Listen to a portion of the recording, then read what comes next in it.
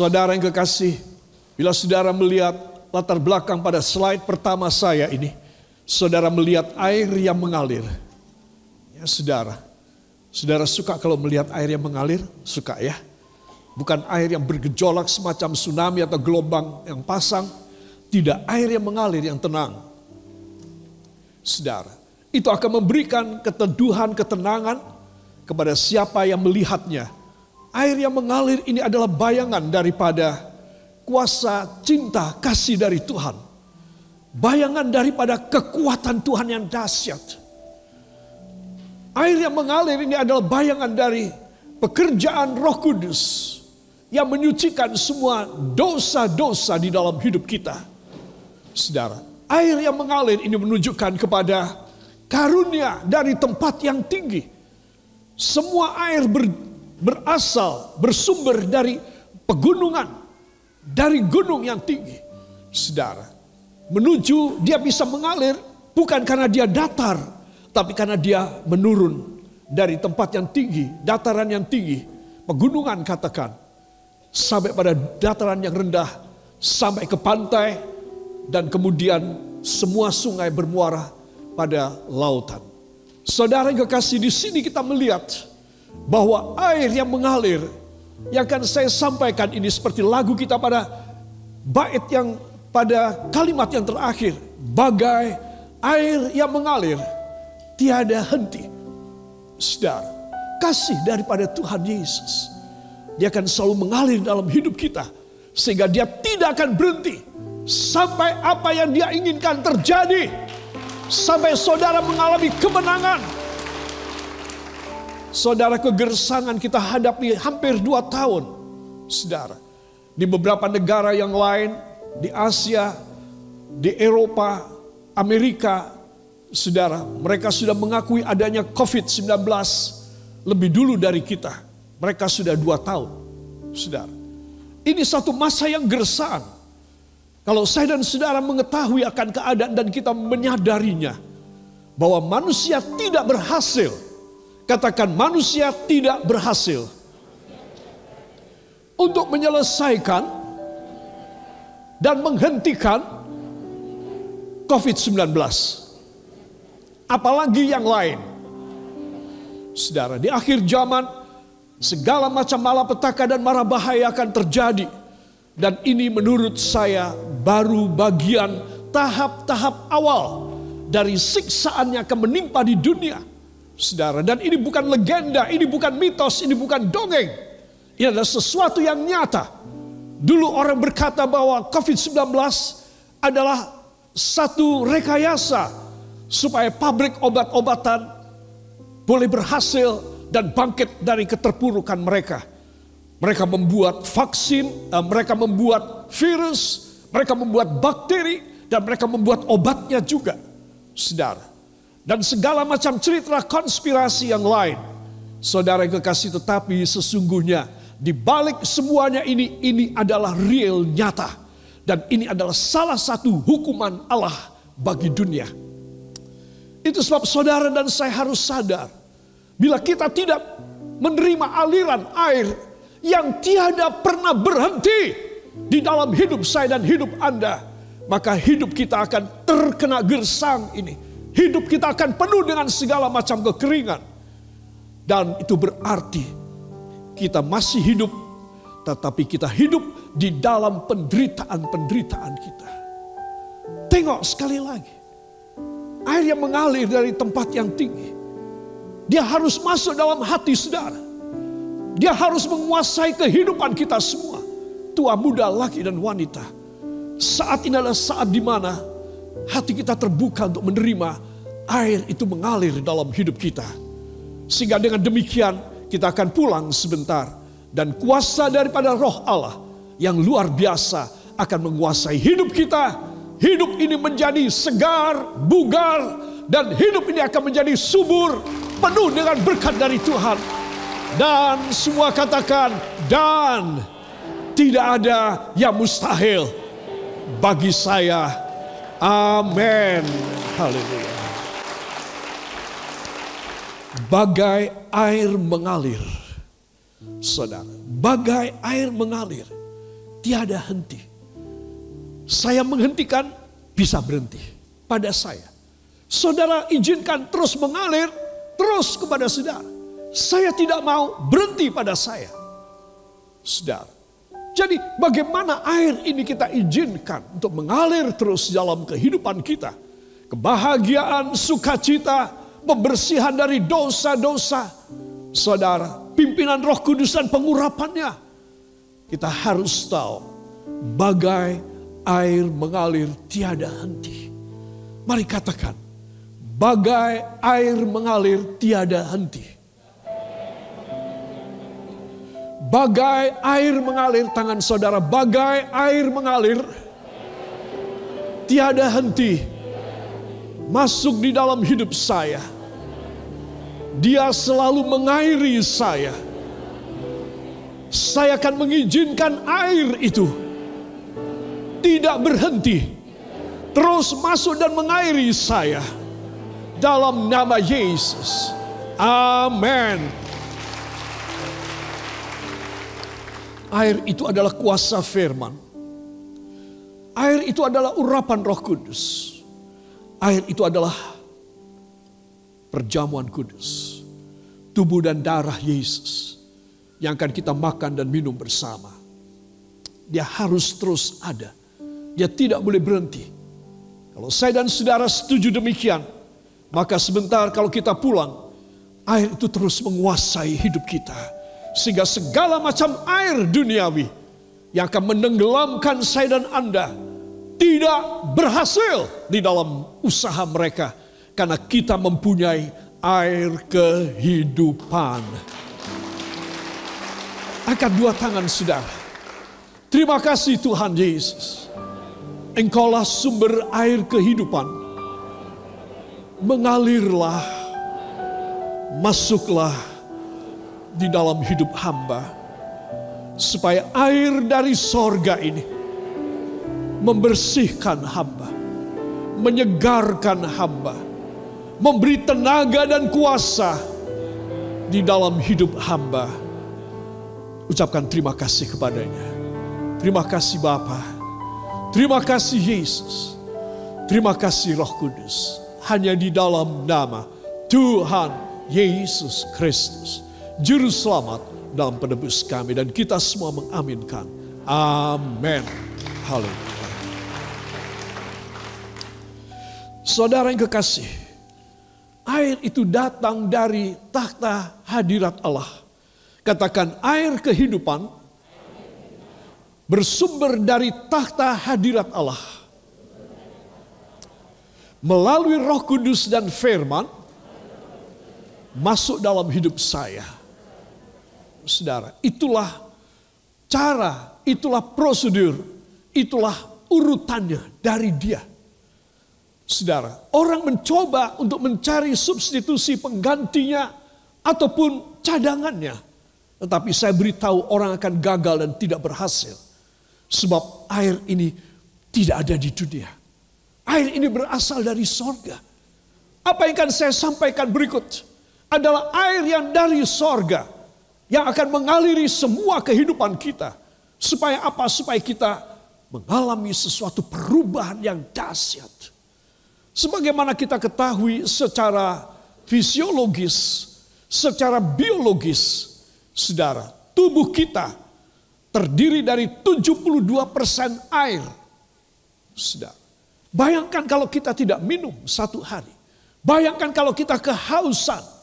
Bukan hanya dehidrasi yang terjadi, matilah yang akan kita alami. Air sangat penting sekali. Itu sebab hanya air kehidupan. Katakan, hanya air kehidupan yang tidak boleh berhenti. Karena dia tidak bisa berhenti. Masuk di dalam hidup saya mulai detik ini. Amin. Haleluya. Dari tangan Tuhan, dari sumbernya, saudara, dari firman-Nya mengalir air kehidupan. Dari perjamuan kudus mengalir air kehidupan buat kita. Sehingga kehidupan kita tidak kurang apapun. Kita mempunyai sumber kehidupan di dalam kehidupan kita ini. Itu sebab para kekasih, saya ingin mengajak semua saudara untuk membuka dari Alkitab lebih dahulu. Yohanes pasal yang keempat, ayat yang ke-14. Injil Yohanes pasal yang keempat, ayat yang ke-14. 1, 2. Tetapi barang siapa minum air yang akan kuberikan kepadanya, ia tidak akan haus untuk selama-lamanya. Sebaliknya, air yang akan kuberikan kepadanya akan menjadi mata air di dalam dirinya yang terus-menerus memancar sampai kepada hidup yang kekal. Amin. Siapa yang memberi? Tuhan Yesus. Saudara, ayat 14 adalah kontroversi daripada ayat 13 yang menyedihkan. Ayat 13 mengatakan jawab Yesus kepadanya, kepada wanita di tepi sumur Yakob, wanita Samaria yang menimba air. Yesus berfirman kepadanya, barang siapa minum air ini, ia akan haus lagi. Tetapi barang siapa minum air yang akan kuberikan kepadanya, teruskan, ia tidak akan haus untuk selama-lamanya. Jadi ini luar biasa, bukan?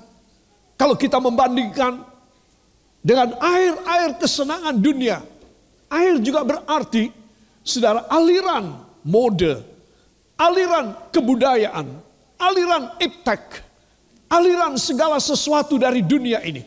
Saudara, itu air juga yang orang mencoba untuk menimba dan meminumnya supaya dia puas. Supaya mereka puas dengan ekonomi yang lebih baik, dengan edukasi pendidikan yang lebih baik, dengan tingkat kesejahteraan dan penghasilan yang lebih tinggi, dengan kesehatan yang lebih bugar. Itu air dalam dunia juga. Mereka juga punya. Dan jangan lupa bahwa semua di dalam dunia ini ada dalam kekuasaan, teritori dan dominasi daripada kuasa dosa dan duniawi. Itu sebab kalau saya dan saudara selalu kita ini menimba dan minum air duniawi dengan parameter dan paradigma orang-orang duniawi. Kalau aku berlimpah uangnya kayak air ya. Kalau aku segar, kalau aku penuh dengan kegairahan hidup, kalau aku penuh dengan keberhasilan, aku mencatatkan prestasi-prestasi yang mengalir terus sepanjang hidupku. Ini air duniawi. Saudara, mereka beranggapan bahwa mereka akan bisa happy, mereka akan bisa senang. Saudara, saya sudah cukup tua untuk menyadari semua keadaan dan melihat kasus-kasus yang lumrah dan jamak di dalam dunia, di mana orang mencari air di dalam dunia. Tetapi itu semuanya pada akhirnya orang harus meninggalkannya. Dan bila mana dia masih punya kesempatan pada menit-menit dan detik-detik terakhir, dia akan berseru dan minta ampun dari dosanya sebelum dia mati. Ternyata air yang dia kejar, yang dia timba, air yang dia sedot setiap kali, yang dia minum setiap kali, membawa satu kematian yang fatal di dalam hukuman Allah. Kecuali dia menyadarinya pada saat-saat terakhir sebelum dia menghembuskan nafasnya. Saudara, itu sebab Anda dan saya harus sadar, tidak usah dicoba. Please, gak usah nyoba. Kalau saya dan Anda mempunyai kehidupan selama ini dengan air duniawi, maka kita harus stop dan berhenti. Air dunia harus berhenti. Tetapi air dari kasih Bapa, air kekudusan akan mengalir terus, tiada pernah berhenti. Karena dia tidak bisa berhenti. Kecuali saya kasih berhenti dalam hidup saya. Saudara, itu sebab Anda dan saya harus menyadari. Pendahuluan ini panjang lebar saya jelaskan. Di dunia juga ada air. Jangan lupa. Itu sebab Tuhan memberikan air yang luar biasa. Kasih dari Tuhan Yesus mengaliri hidup kita. Kuasa Roh Kudusnya, kuasa firman-Nya, Saudara yang kekasih, hidup berarti banget dalam hidup kita. Hidup saya dan hidup saudara ketika kita menghembuskan nafas terakhir, memejamkan mata untuk selamanya, dan kembali kita diangkat oleh Tuhan masuk dalam alam kerajaannya yang luar biasa. Hidup di dunia akan sangat berarti karena kita menolak aliran air dunia, tetapi kita menerima aliran air dari Allah. Para kekasih, itu sebab marilah kita akan masuk dalam tema ini. Yesus berfirman, siapa yang minum air yang kuberikan tidak akan haus selama-lamanya. Kehausan membuat orang mencari. Betul apa tidak? Saudara, kehausan apa saja? Yang paling hakiki haus akan air. Kita akan mencoba berhenti dari kendaraan kita. Ada warungkah? Atau ada yang jual teh botol? Apakah ada air mineral di botolkah yang bisa aku beli? Aku harus berhenti. Aku tidak boleh terus. Aku naik motor ini, aku setir mobil ini. Aku bisa pingsan di tengah jalan. Aku bisa kecelakaan. Aku harus berhenti. Aku harus stop. Dan aku harus minum air. Saudara, perjalanan kita, kalau kita paksakan tanpa air kehidupan, saudara, kita tidak bisa berhenti di pinggir jalan dan mencari dan menemukan dan kita meminumnya dan kita puas. Kita tidak akan mungkin bisa terjadi. Our travel in this world, our journey, it's quite long, so full with sadness, with drought, kekeringan, with the needing of a water for our thirst. We need something from the Lord. Please do not stop by your road and you take other waters and you get other amusement and entertainment and any fun in this world. You just ask Him to give you the pure water that is the living water, air kehidupan. Jangan stop di pinggir jalan. Ketika engkau haus, engkau hanya perlu menadahkan dua tanganmu ke atas ke sorga. Engkau hanya perlu memejamkan mata dan memohon kepadanya, ya Bapa, tolong alirkan air itu di dalam hidup hamba. Akan lebih dari cukup Tuhan. Hamba akan puas. Karena ini adalah air dari sorga. Jadi kalau saya dan saudara mengerti perbedaannya, apa yang ada dijual, apa yang ada ditawarkan, gratis atau bayar mahal sekalipun, orang akan mencari yang bayar mahal untuk memuaskan segala hawa nafsunya dan dosanya. Jangan stop untuk meneguk dan merengkuhnya. Terus jalan. Minta kepada Tuhan untuk memberi kepadamu dan kepadaku air kehidupan.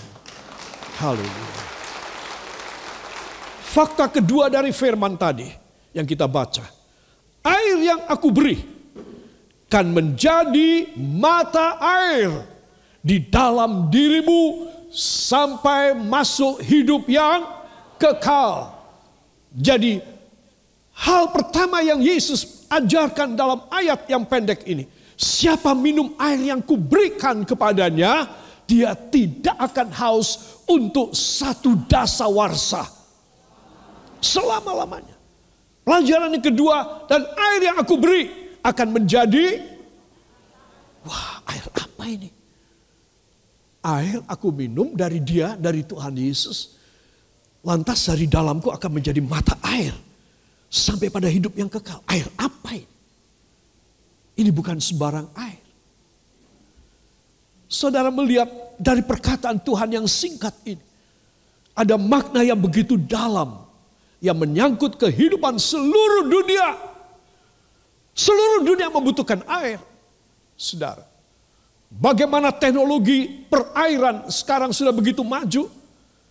Istimewa. Saya membaca bagaimana sebuah negara yang miskin. Yang rakyatnya selalu mati karena kelaparan dan kehausan. Ethiopia. Ethiopia yang modern sekarang ini.